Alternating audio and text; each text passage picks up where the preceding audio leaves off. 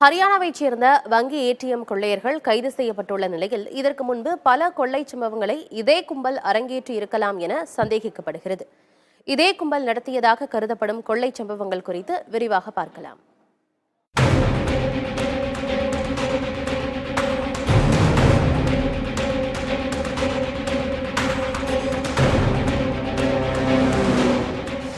கடந்த ஜூலை மாதம் 6ஆம் தேதி ஓசூர் பாகலூர் சாலையில் உள்ள ஏடிஎம் எந்திரம் கேஸ் வெல்டிங் மூலம் உடைக்கப்பட்டு 14,50,000 ரூபாய் கொள்ளையடிக்கப்பட்டது.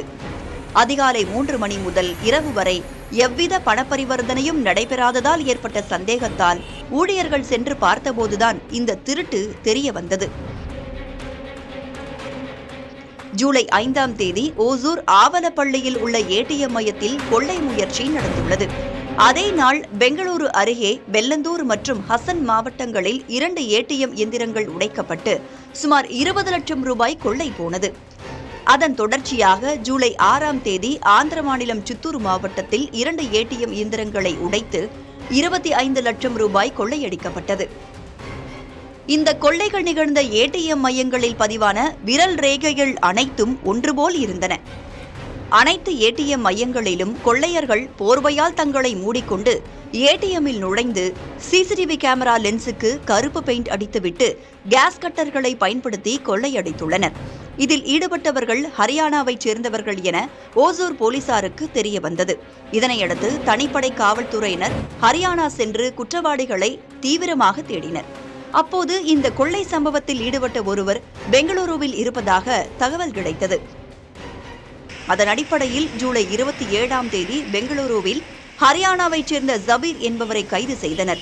இவர் ஒரு கண்டெய்னர் லாரி ஓட்டுநர் என்பதும் ஹரியானாவைச் சேர்ந்த அவரது கூட்டாளிகள் 4 பேருடன் சேர்ந்து ஏடிஎம் கொள்ளையில் ஈடுபட்டதும் தெரியவந்தது.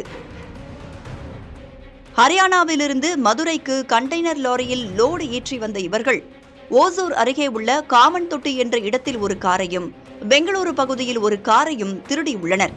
அதன் பின்னர் பெங்களூரு அருகே வெல்லந்தூர், தமிழகத்தில் ஓசூர், ஆந்திராவில் சித்தூர் என தொடர்ச்சியாக ஏடிஎம் கொள்ளையில் ஈடுபட்டது தெரியவந்தது. மேலும் கொள்ளை சம்பவத்தில் ஈடுபட்ட அவரது கூட்டாளிகள் ஹரியானா மாநிலத்தில் ஏடிஎம் இயந்திரம் தயார் செய்யும் நிறுவனத்தில் வேலை பார்த்து வந்திருக்கின்றனர். அவர்களுக்கு ஏடிஎம் இயந்திரத்தை உடைப்பது, அதில் உள்ள பணத்தை எடுப்பது போன்ற நுணுக்கங்கள் அத்துபடியாக இருந்திருக்கின்றன. இது தவிர ஏடிஎம் மையங்களில் காவலாளி இல்லாமல் பாதுகாப்பற்ற சூழல் நிலவி வந்ததும் அவர்களுக்கு சாதகமாக இருந்துள்ளது.